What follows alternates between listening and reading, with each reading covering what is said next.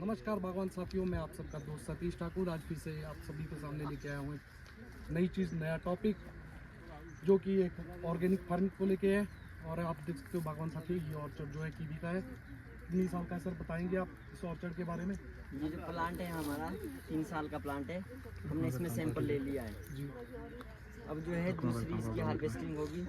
इसकी जो लगाने की विधि है, सबसे पहले तो आपने गड्ढा करना है। जी गड्ढा होगा आपका 2x2 का। जी अगर आपकी जगह जो थोड़ी कठोर है तो 3x3 भी कर सकते हैं। जी इसके बाद इसका जो डिस्टेंस है, यूँ हमारा 3 मीटर है और यूँ हमारा 4 मीटर है। जी जी।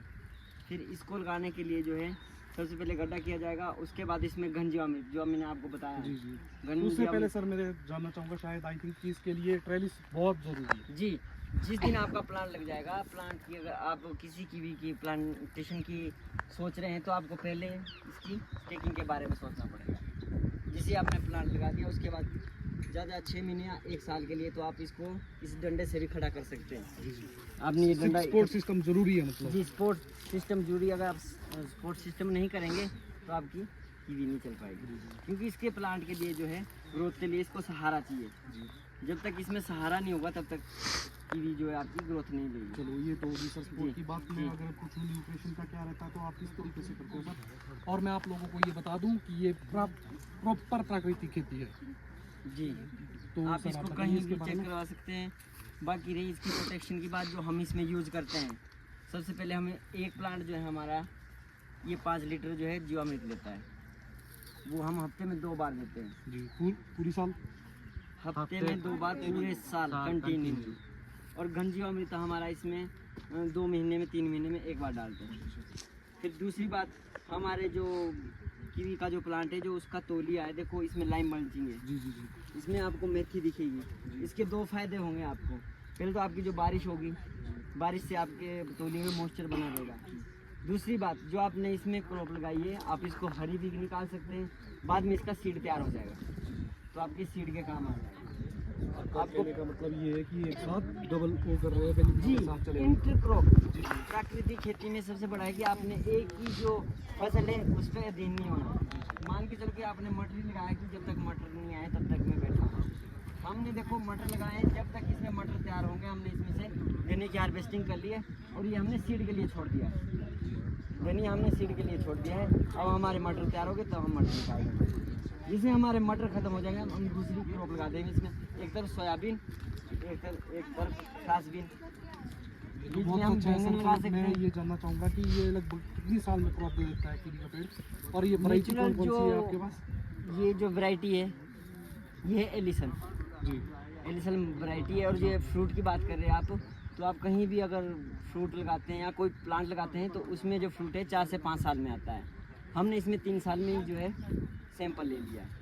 तो इसमें कुछ नरमादा का भी रहता है? जी, नरमादा का बिल्कुल रहता है। जैसे कि मान के चलो आप छोटा सा ही कोई मान लो 10 प्लांट लगा रहे हैं तो उसमें आपने एक मेल लगाना है, 9 आपने फीमेल लगाना है, उसमें एक मेल लगाना है। हमारे ये 37 प्लांट है, इसमें हमने 3 मेल रखे हैं। मेल की आपको पहचान होनी चाहिए कि आपने कहाँ रखा है। कल को अगर प्लांट सूख भी जाए तो आपको ध्यान तो होगा कि मेल गया या फीमेल गया। जी जी लेकिन मेल फीमेल का इसमें ऐसा है कि जब तक आप मेल फीमेल को दोनों को इकट्ठा नहीं करेंगे तब तक आप फ्रूट नहीं ले पाएंगे। दूसरा सर, मैं इसमें ये सुन रहा हूँ कि गर्म इलाके के लोग इसको बहुत कम ट्राई कर रहे हैं। जी, गर्म इलाके में होता ही नहीं है।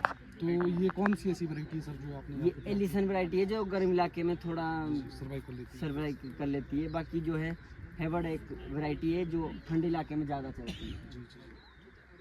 तो और स्प्रे का क्या शेड्यूल रहता है? स्प्रे का सर हमारा ऐसा होता है इसमें कि अभी तो पत्ते आ रहे हैं, जैसे पत्ते आने शुरू हो गए, मान लो आ ही गए समझो, हम इसमें स्प्रे करनी शुरू कर देते हैं। वही जो आपको मैंने स्प्रे का मैं हफ्ते देख रहा हूँ यहाँ पे फ्लावर भी हल्का सा दिख रहा है मुझे। जी तो फ्लावरिंग भी आई थिंक स्टार्ट हो गई इसमें। जी, इसमें फ्लावरिंग हर एक प्लांट में आपको फ्लावरिंग दिखेगी। हमने आपसे कहा था कि 3 साल में हमने इसमें सैंपल ले लिया। जी जी जी जी तो पानी वाले की तरह। जी जी जी, जो आपका तना होगा पुराना उसमें कोई फ्रूट नहीं आएगा, कोई पत्ता नहीं आएगा। जहाँ से आपने कटिंग की होगी उससे ही आगे ग्रोथ शुरू होगी। ये देखो इसमें फ्लावरिंग है, फ्लावरिंग बाद फ्रूट आ जाएगी। मैं नई टिप पे जो है फ्लावर आ गया। दूसरी बात जो है इसमें पोलिनेशन की है हमारे यहाँ जो है हम पोलिनेशन फूलों से नहीं करते कि एक फूल से दूसरे इसमें किया, हम इसमें मधुमक्खी छोड़ देते हैं। जी मधुमक्खी छोड़ने के बाद उसमें जीवामृत की स्प्रे कर देते हैं। जीवामृत में आपको पता है गुड़ बेसन होता है, जिससे कि मक्खियाँ तो आ ही जाएगी, फिर वो जो है मक्खियाँ खुद ही पोलिनेशन कर लेती है।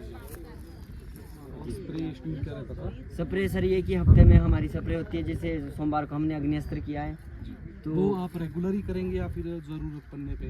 नहीं सर, हम इसको तो शुरू से ही अप्लाई करेंगे। अगर हम शुरू से अप्लाई नहीं करेंगे, मान लो आपका पत्ता है इसमें कोई अभी बीमारी नहीं लगी है, अगर हम इसमें बीमारी का वेट करेंगे फिर हम उसकी स्प्रे करेंगे तो हम उसको कंट्रोल नहीं कर पाएंगे।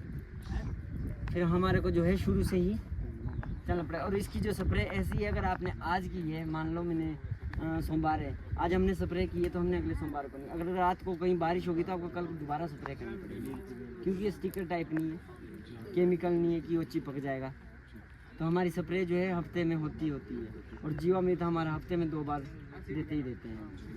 तो आपका कहने का मतलब ये है कि प्राकृतिक खेती से बहुत ही अच्छी और बहुत ही फायदा अच्छी है। और आते समय सबसे में पहले तो आपके शरीर का ध्यान होगा, जी।